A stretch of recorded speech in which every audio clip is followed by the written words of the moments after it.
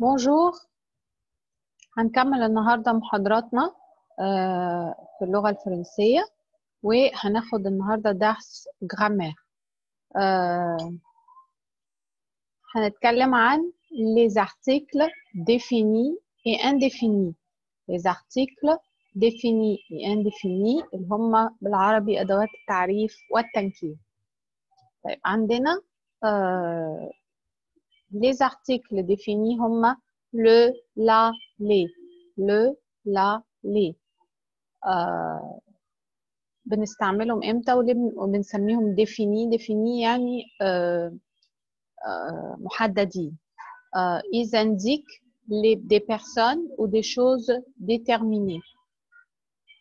نفرق ما بينهم ازاي؟ le للماسكولين، la للفيمينين. زي بالنسبة للماسكولين بقول le stylo، la gomme. ولما لما بتيجي كلمة سواء فيمينين أو ماسكولين أولها فويل، بغير اللو واللا لال أبوستروف. زي l'ami ده ماسكولين والl'école ده فيمينين. تمام. بالنسبة للبلوريال كل الأحوال في الماسكولين والفيمينين بحط لي، يعني لي ستيلو ولي جوم. تمام. طيب les articles indéfinis بستعملهم مع الأسماء اللي هي غير محددة. هما un, une, des. un, une, des. et indiquent des personnes ou des choses indéterminées. تمام. نقول بقى le masculin singulier un، زي un cahier، un homme. le féminin singulier زي une règle، une amie. طيب البلوريال بتاع الاثنين برضو des. des للماسكولين و des للفيمينين، زي des hommes، des cahiers، des règles، des amis. طيب ناخد بقى exercice على l'article défini. mettez un article défini. un homme، un livre، une télévision، une chaise، une table، une voiture. طبعا مش محتاجين نترجم الكلمات لأن الصورة بتعبر عن الكلمة. ده أول سطر. تاني سطر une femme، une moto، un croissant، une école، des ballons، des amis. Complète برضو avec l'article indéfini. une maison، un cinéma، une école، une poire، un livre، des amis، une moto، des ballons. نكمل بنفس الإكزرسيس. complète avec un, une, des يعني les articles indéfinis. c'est un chanteur anglais. c'est un chanteur anglais. c'est une amie. amie لما يكون آخرها e، عارفين amie صديق وصديقة الاثنين لما يكون آخرها e تبقى féminin. c'est une amie. ce sont des jeunes sympathiques. ce sont des jeunes sympathiques. 4.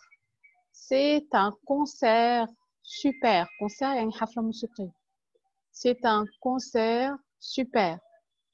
c'est une fille française.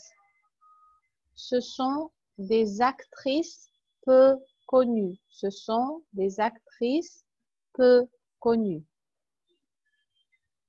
طيب هنستعمل بقى l'article défini. complète avec le, la, ou les.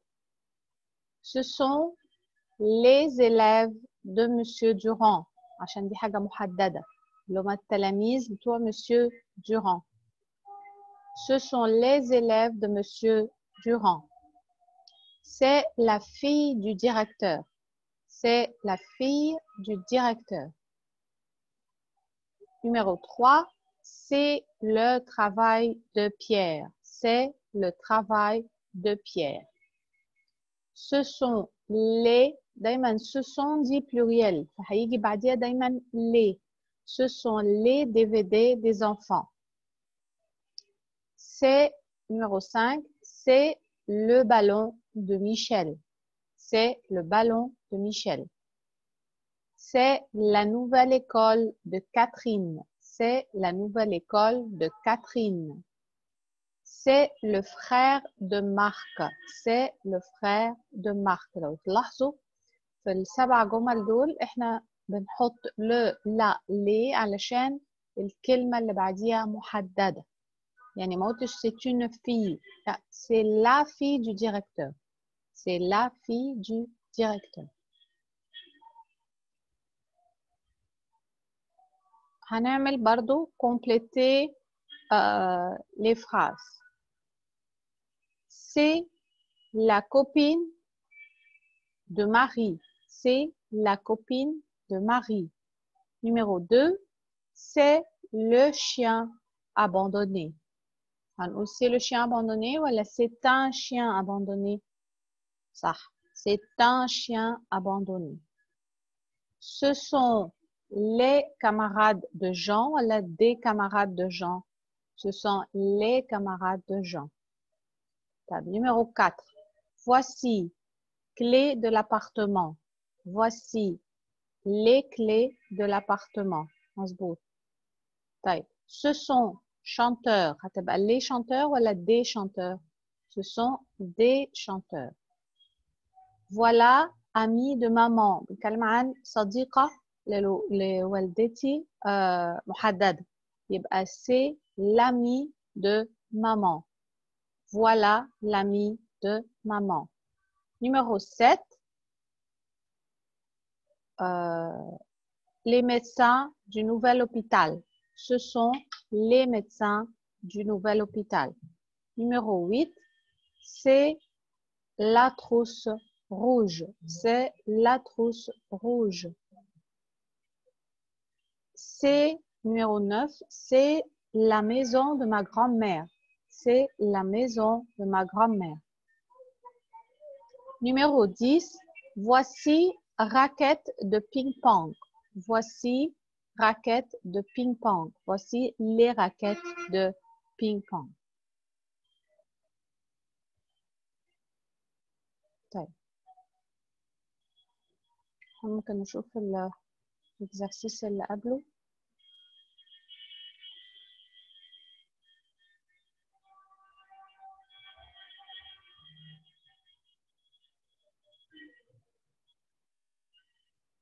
Classe les phrases dans les deux groupes A et B et fais attention à la structure des phrases, c'est-à-dire on va distinguer entre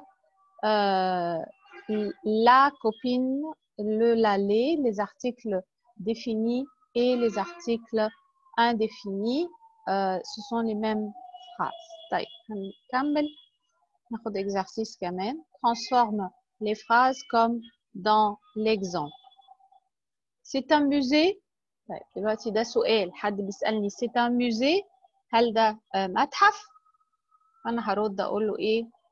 Oui, c'est le musée Picasso. Oui, c'est le musée Picasso. Numéro 1, c'est une voiture. دي عربية. هنقول إيه؟ Oui, c'est la voiture de Madame Blanc. دي مش أي عربية. دي عربية Madame Blanc. يبقى c'est la voiture de Madame Blanc.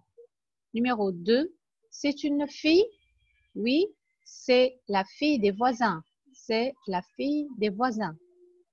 Numéro 3, ce sont des revues, Magalette, dit Magalette, ce sont des revues. Oui, ce sont les revues de Julien. Ce sont les revues de Julien. هنا بنعرف نفرق ازاي بين الارتيكل ديفيني وانديفيني. لما بقول دي ريفو يعني مجلات بشكل عام، لكن هو هنا بيقول لي لا، لي ريفو دو جوليان يعني دي المجلات بتاعه جوليان محددين، ما هماش اي مجلات. Numéro 4, c'est un prof. C'est un prof, professeur yani. Oui, c'est le professeur de musique. Oui, c'est le professeur de musique.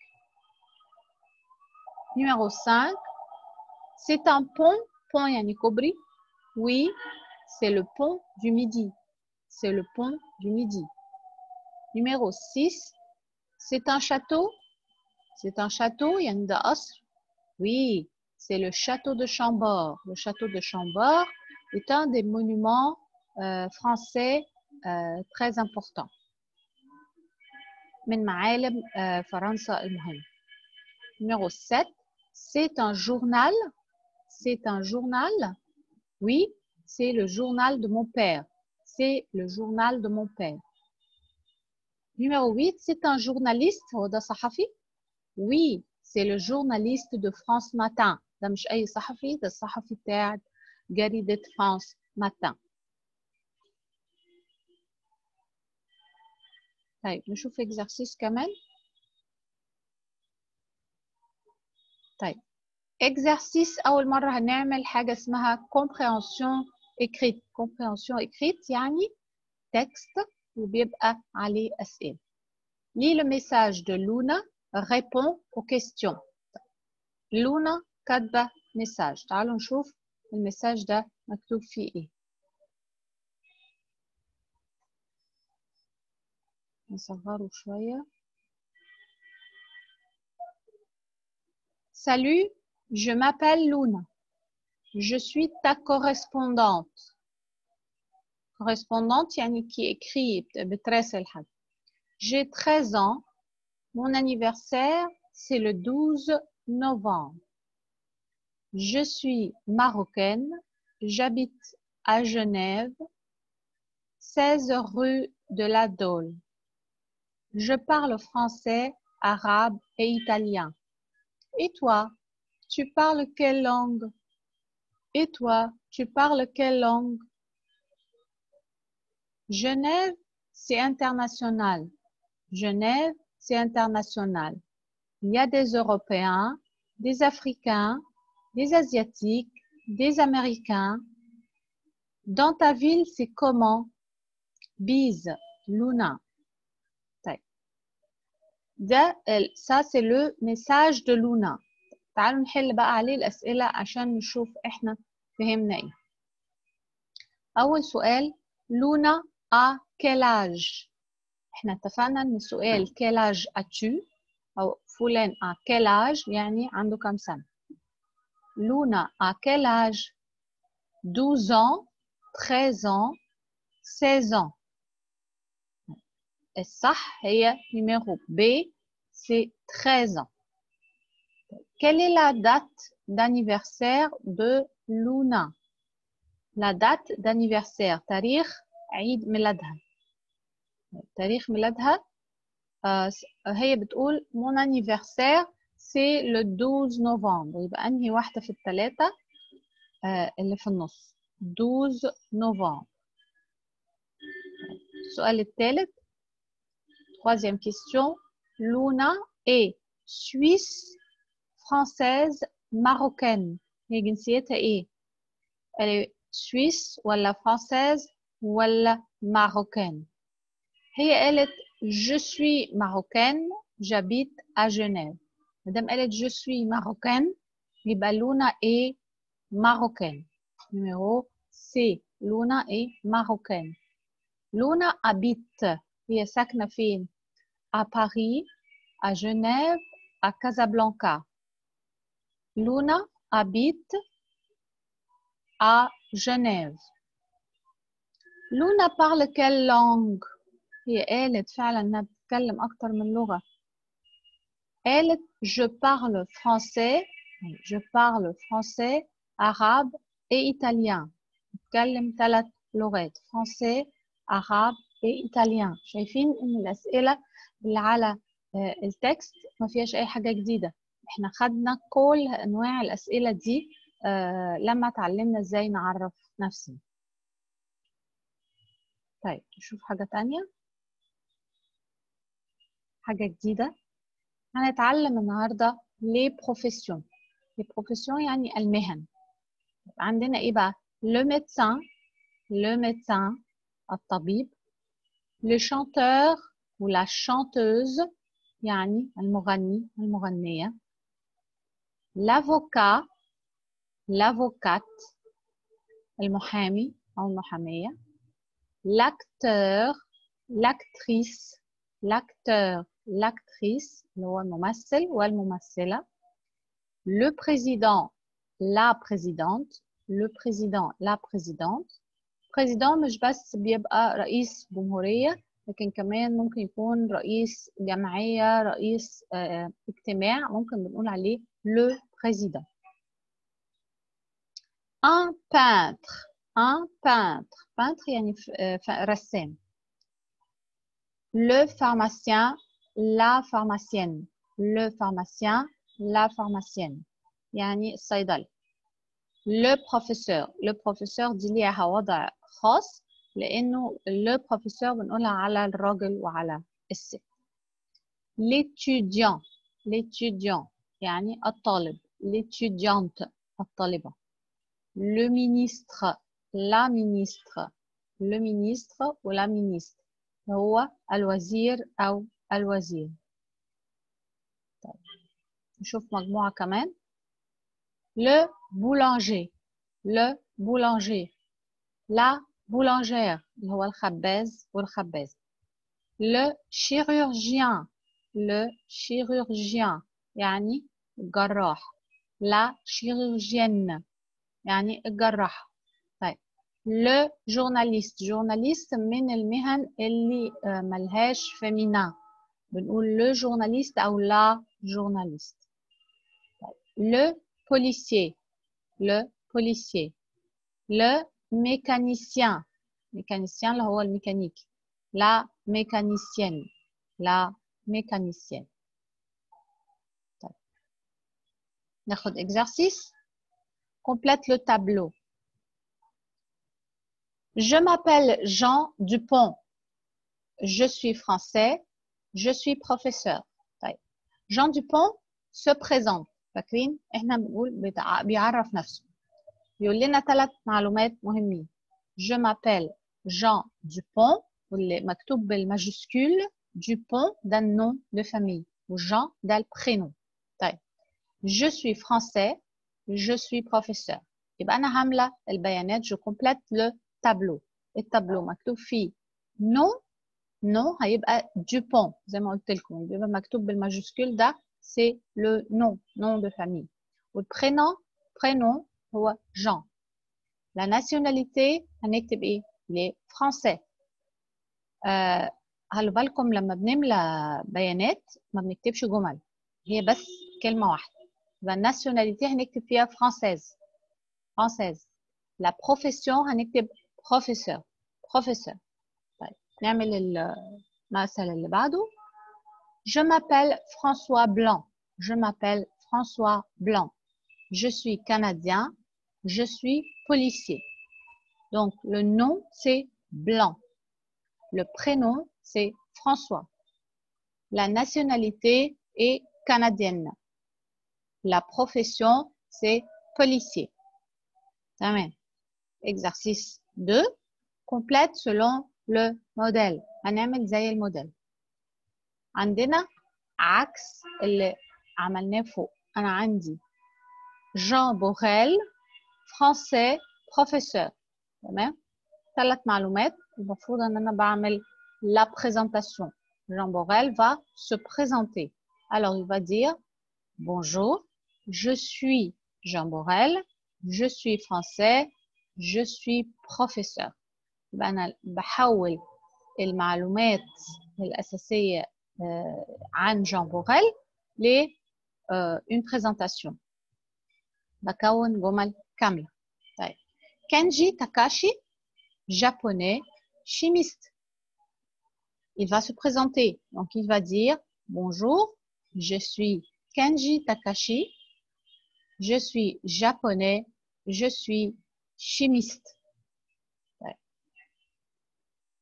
John White, anglais, étudiant. Donc, il va dire bonjour, je suis John White. Je suis anglais. Je suis étudiant. Blip, blop, anglais, astronaute. Donc, il va dire bonjour, je suis blip, blop, je suis anglais, je suis astronaute, etc. Bien. Un autre exercice. Associe. Associe, يعني هنوصل la colonne 1, 2, 3, 4, 5 بواحدة من la colonne A, B, C, D, E. وهكتبها هنا. تمام. طيب numéro 1 Barack Obama 1. طيب باراك اوباما ده البروفيسيون بتاعته ايه؟ شانتوز ولا مينيستر ولا شيروجيان ولا بانتر ولا بريزيدون؟ مظبوط بريزيدون. يبقى هكتب 1 E. طيب آثار الحكيم. آثار الحكيم numéro 2. الوظيفة بتاعتها ايه؟ طيب elle est chanteuse. Chanteuse? Non, elle n'est pas chanteuse. Elle est ministre? Non. Elle est chirurgien? Non. Elle est peintre? Non. Donc, on peut écrire ici actrice. Actrice. Donc, Asar al-Hakim est actrice. Numéro 3. Picasso. Picasso, est-ce qu'il est chanteur? Est-ce qu'il est chirurgien? Est-ce qu'il est peintre? Oui, il est peintre. Donc, je vais écrire ici 3. Picasso est peintre. Donc, je vais mettre D. Très bien. Magdi Yaoub. Magdi Yaoub, est-ce qu'il est chanteur? Non. Il est chirurgien. Donc, 4. C. Kalsoum. Kalsoum. Kalsoum est chanteuse. Donc, numéro 5, c'est A. Très bien. Exercice, un autre exercice. Quelle est leur nationalité? Regarde l'exercice 2 et réponds. Exercice اللي كان فيه présentation. Vous êtes français, Jean? Oui, je suis français. Vous êtes anglais, John? Oui, je suis anglais. Vous êtes français? Blip? Non, Blip Blop n'était pas français. Non, je suis anglais. Vous êtes belge, Jean? هو Jean كان belge؟ خلينا نبص كده مع بعض. Jean Borel, il est français.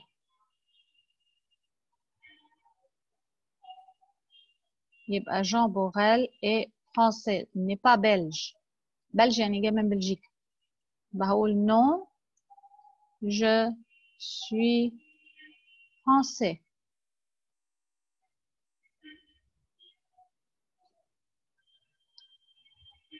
تمام. طيب هنيجي لحاجة مهمة قوي في تعليمنا للغة الفرنسية وهي la prononciation du B et du P. مهم قوي نفرق بين ال B وال P. طيب هنقرا كده مع بعض السطر الأول. با بو بون بال بوت بار بول بيل. خلوا بالكم احنا هنا مش بنتكلم خالص على المعنى، احنا بنبص على النطق، la prononciation. bol, bille, belle, bouc, bon, bien, bois. طيب المجموعة الثانية blanc, bateau, brune, bonbon, baba, biberon, bible, bougie, buffet, bouffe. المجموعة الثالثة bonsoir, bonjour اتعلمناهم من أول المحاضرات. une table البي موجودة في نص الكلمة une table. une bague, le bouton, une blouse.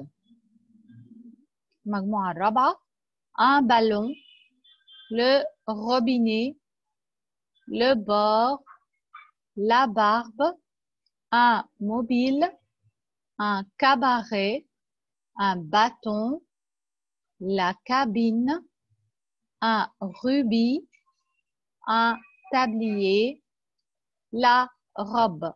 السر في نطق البي صح هي انه البي بتبقى مجرد بلمس الشفايفي مع بعض، يعني انا بقفل بس شفايفي على بعض واقول بي بي، ما ببذلش اي مجهود فيها، حين ان البي لازم بحوش شويه هواء واطلعه. تمام بي بي. تمام. ولو زي في الافلام حطيت منديل كلينكس قدام شفايفي المفروض ان الهواء يطيره لو قلت بي، لو قلت بي لا. تمام. طيب لو بي المجموعة الأولى ب با بو بون بوم بال راب بور بل بيك بارك poche plane porte petite pompon pantalon poule patine pouf. طيب ناخد بقى كلمات فيها P.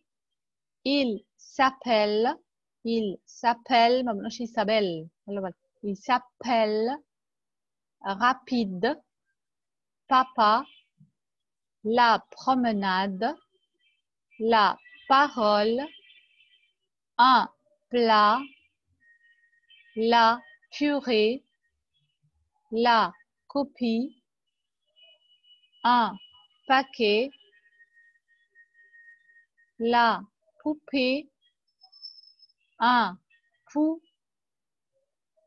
le porc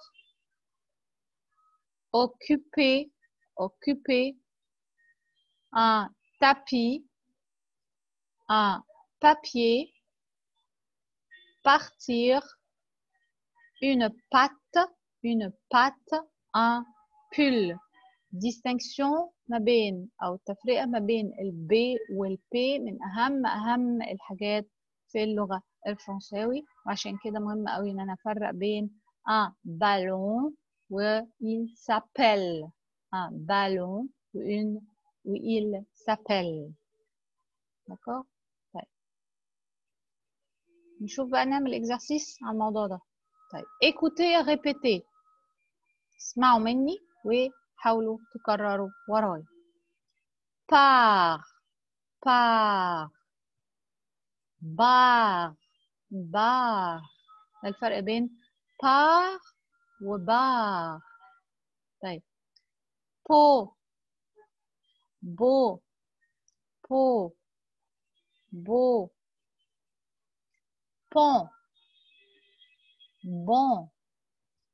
pont bon pain bain ou bain طيب roi bois prix bris. معلش التمرين ده صعب شوية، يا ريت ترجعوا الفيديو وتكرروا الأجزاء دي لأنها مهمة، ومع التمرين هتبقى مظبوطة وهتقولوها كلها صح. طيب écoutez et répétez هنسمع كلمات فيها P، كلمات فيها B.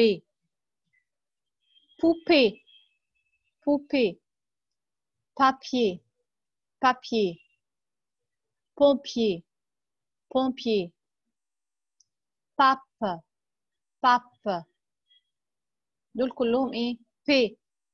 طيب ناخد مجموعة B. bébé bébé، bonbon bonbon، biberon biberon، barbe barbe. المجموعة التانية كلها B. طيب في بقى مجموعة فيها حرف ال P وحرف ال B الاتنين، زي ايه؟ زي poubelle poubelle، ما ينفعش اقول بوبل، خلوا بالك. poubelle، plombier plombier، Pays-Bas Pays-Bas، pub.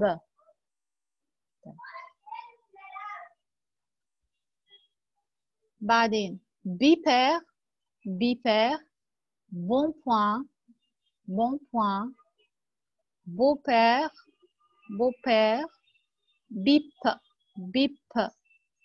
لازم اخلي بالي قوي لان اصعب مجموعه هي المجموعه الاخيره اللي بتجمع ما بين البي والبي، وما لخبطش ما بين الاثنين ولا بدل اقول البي بي والبي بي، ده مهم قوي. طيب المره دي بقى هنعمل ايه؟ on va compléter on va compléter. هنعمل ايه هنا؟ اول واحده بابا، برافو عليكم. بابا.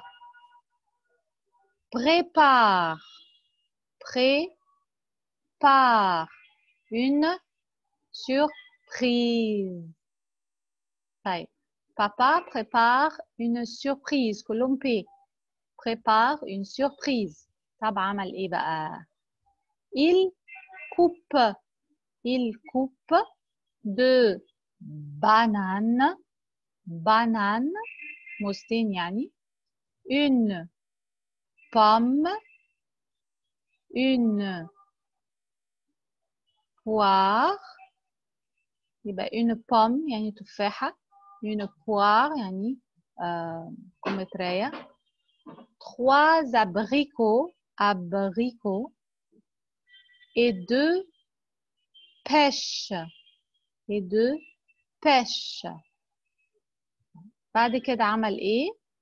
هو اول حاجة قطع 2 bananes une pomme une poire 3 abricots et 2 pêches.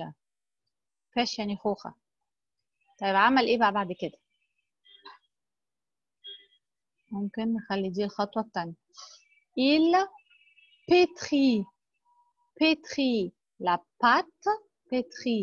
pâte يعني عجن العجينة avec un peu de beurre يعني عجن العجينة بشوية ايه؟ زبدة. une heure après le gâteau est prêt. الجاتو بقى جاهز. هنقول له ايه بقى؟ برافو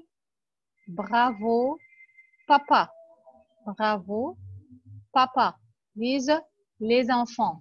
طيب les enfants هيدوقوا بقى الجاتو، هيقولوا له ايه؟ c'est très bon تمام. طيب نعمل exercice كمان. demander de se présenter. زي ما اتعلمنا ان احنا نقدم نفسنا، هنطلب من الناس اللي قدامنا يقدموا نفسه او يعرفوا نفسه. طيب دول ايه بقى؟ مجموعة من المهن. ده ايه؟ ده policier، ده cuisinier، ده mécanicien، ده ممكن يكون ايه؟ journaliste، ده شكله je ne sais pas، ده médecin، ده avocat، ده رجل مطافي. رجل المطافي بنسميه pompier، وده طيار، بيلوت، ده étudiant تمام إلى آخره. طيب مجموعة المهن دي هستفيد بيها إيه؟ هنشوف كده. هنقول إيه؟ On va écrire le nom de certains personnages. زي ما عملنا كده هنكتب مجموعة من المهن. طيب احنا عايزين نتخيل هنا l'exercice إنه je vais demander des informations personnelles à ces personnes. يعني ممكن نعمل التمرين ده كمان مع زميلي أو زميلتي اللي قاعدة جنبي. هقول له إيه؟ tu t'appelles comment؟ اسمك إيه؟ quel est ton nom؟ فاكرين احنا سألنا الأسئلة دي قبل كده. tu t'appelles comment? Je m'appelle Heidi. Quel est ton nom? C'est la même chose, c'est la même question. Qui es-tu? Qui es-tu? أنت مين؟ Quelle est ta nationalité? Quelle est ta nationalité? Je suis égyptienne. D'où viens-tu? D'où viens-tu? Je viens du Caire. Je viens du Caire. Tu habites où? Tu habites où? J'habite à مثلا فيصل. J'habite à مهندسين. J'habite à Alexandrie. تمام؟ habiter يعني يسكن. نعمل exercice أو نشوف كده برضو مجموعة الأسئلة. Comment tu t'appelles? Je m'appelle Ahmed. Quelle est ta profession? شوفوا السؤال ده بقى. Quelle est ta profession? يعني مهنتك إيه؟ هقول إيه؟ Je suis professeur. Je suis professeur. أو je suis journaliste. Je suis journaliste. طيب السؤال الثالث مش احنا قلنا on demande des informations personnelles يعني معلومات شخصية نعرف نتعرف بيها على الشخص. Converser pour se présenter. Quelle est ta profession? قلنا je suis professeur ou journaliste. Tu es marié? هل أنت متزوج؟ Oui, je suis mariée et j'ai 2 enfants. Oui, je suis mariée et j'ai 3 enfants. إلى آخره. أو هقول non. أو لو أنا متزوج هقول الجملة الأولانية. الجملة الثانية هقول non, je suis célibataire. célibataire يعني غير متزوج. célibataire ou bien divorcé مطلق. séparé يعني منفصل. veuf أو veuve. veuf أو veuve. أرمل أو أرمل.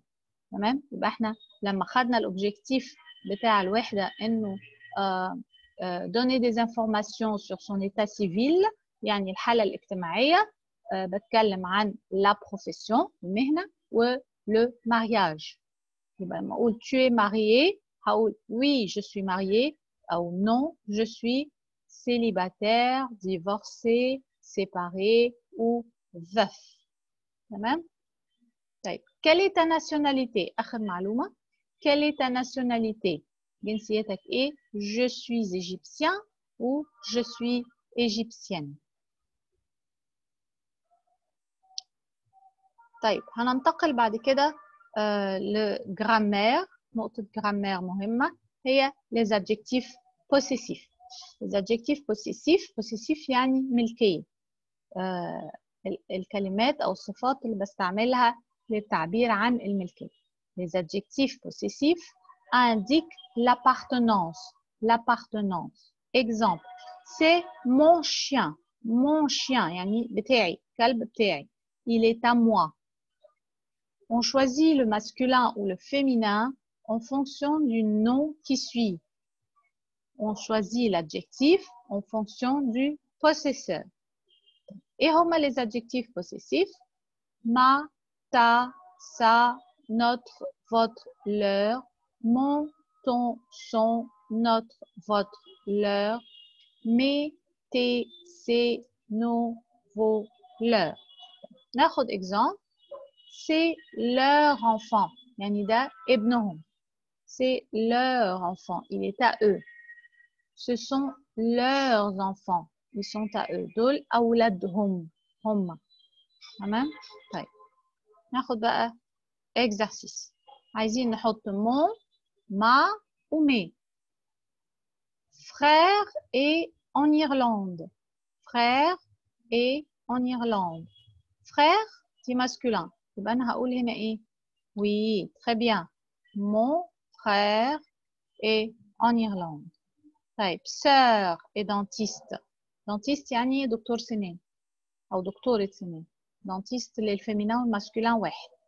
طيب هقول ma sœur est dentiste. طيب enfants sont à la plage. enfants دي pluriel يبقى هقول ايه mes enfants sont à la plage. école est fermée. école برضو دي كلمة مهمة. école دي féminin بتبدأ بفويل يبقى ما ينفعش أقول ما école هقول mon école. mon école est fermée. بستعمل mon برغم إن école féminin علشان بتبدأ بفويل. نفس الحكاية مع mon ami لو كانت في الفيمينا لكن دي أصلا ماسكولين. mon ami s'appelle Pascal. mon ami s'appelle Pascal.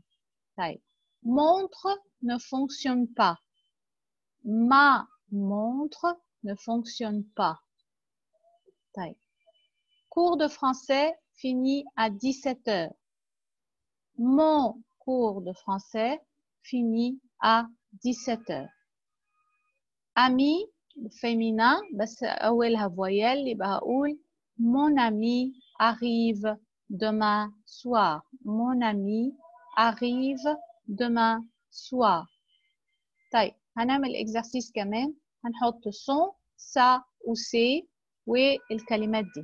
أنا بعمل حاجتين هحط الكلمات دي وهحط son ça ou c'est. طيب التمرين ده فيه ثقافة شوية. La Joconde اللي هي موناليزا. La Joconde est célèbre. célèbre يعني مشهور. يبقى الموناليزا مشهورة بإيه؟ pour son sourire. pour son sourire. ابتسامتها. طيب Charlie Chaplin est célèbre pour son humour. son humour. humour يعني خفة دمه. طيب موزار احنا عارفين موزار est célèbre pour sa musique. تمام. جول فيرن ده مؤلف كاتب فرنساوي est célèbre pour ses romans رواياته. إديث بياف دي مغنية فرنسية est célèbre pour ses chansons. ألبرت أينشتاين est célèbre. أينشتاين كان مشهور بإيه يا ولاد؟ son intelligence. يعني ذكائه. son intelligence. طيب Pablo Picasso est célèbre pour ses tableaux. يعني الرسومات بتاعته التابلوهات بتاعته. نابليون est célèbre pour sa stratégie.